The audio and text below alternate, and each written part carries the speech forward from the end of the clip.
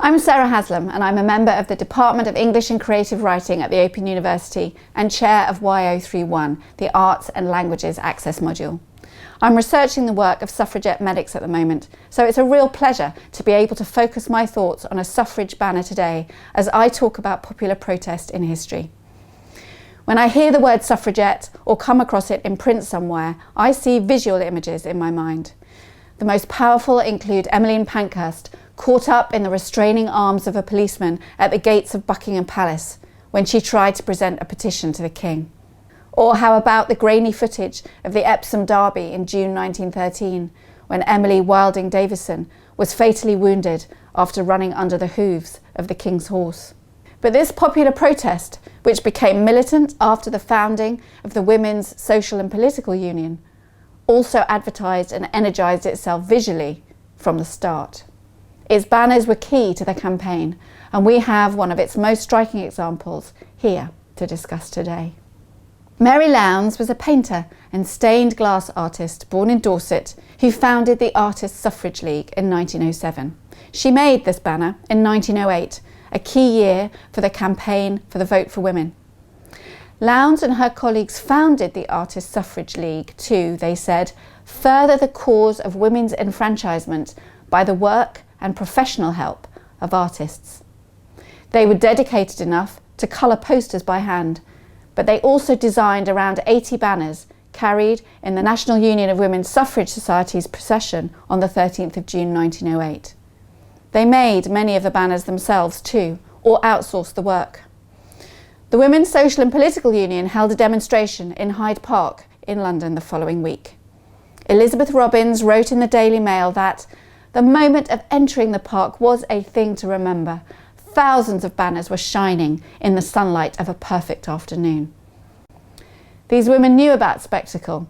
At that Hyde Park demonstration, bugles gave a pre-arranged signal and women would rise out of the crowd, each lifted by those near her, before making her speech.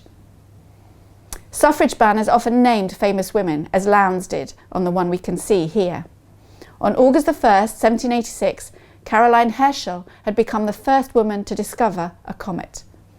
Born in Hanover, Germany in 1750, she worked alongside her astronomer brother, making significant further discoveries of her own. The circular, appliqué panel at the bottom of the banner contains representations of the stars she studied. The blue and gold might be said to symbolise the ethereal realm she worked in. But in 1828, when she was 75, the Royal Astronomical Society awarded her a gold medal for her contribution to scientific discovery.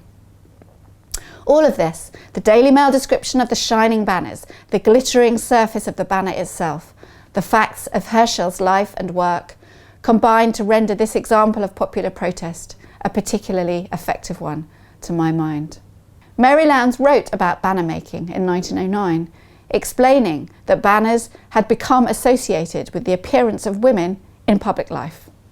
She was explicitly making a link between the displays of vibrant colour which energised and educated all who saw them, and the argument the women were making about their rights to equality with men as speakers and voters.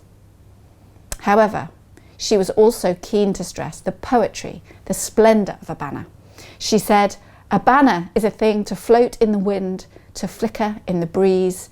She said it flirts its colours for your pleasure. You want to worship it. Choose purple and gold for ambition, she advised. Red for courage, green for long-cherished hopes. We see most of these colours actively calling our attention to the banner in this example, as well as the flowers that were often part of suffrage banners for their naturalness and beauty. The Daily Express wrote up the June 21st demo as follows: "The woman suffragists provided London yesterday with one of the most wonderful and astonishing sights that have ever been seen since the days of Boadicea. It is probable that so many people never before stood in one square mass anywhere in England." A fine example of popular protest then, and one known by its banners as well as its hunger strikes and disruptions of public meetings.